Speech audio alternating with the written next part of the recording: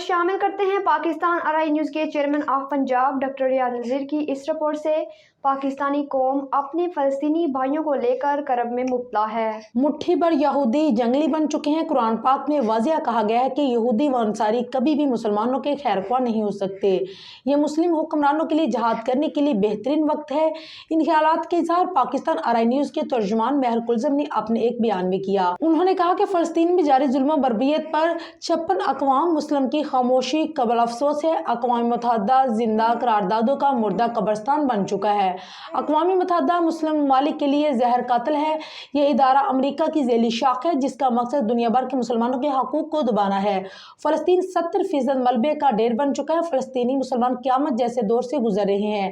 Media پر بھی کھل کر ظلم و بربریت نہیں دکھائی جا رہی۔ مہر کلثم نے مزید کہا ہے کہ ہم پاکستانی براہ راست فلسطین کی مدد نہیں کر سکتے مگر ان کی تمام پروڈکٹس کا بائیکاٹ کر کے فلسطینی بھائیوں سے اظہار ہمدردی تو کر سکتے ہیں۔ اس مشکل وقت میں فلسطین کے لیے امیر مسلم ممالک کو آگے بڑھنا ہوگا۔ ہمارے پیارے نبی صلی اللہ علیہ وآلہ وسلم نے فرمایا کہ مسلمان ایک جسم کی مانند ہے، اگر کسی حصے کو تکلیف ہو تو سارے جسم کو تکلیف ہوتی ہے۔ 56 مسلم ممالک اور تقریباً 3 ارب کے قریب مسلمان ہیں۔ اس کے باوجود کوئی ان کی آواز نہیں بن رہا، کوئی ان کی داد رسی نہیں کرنا چاہ رہا۔ افسوس اس بات کا ہے کہ مسلم حکمرانوں میں جذبہ ایمانی کا فقدان ہے۔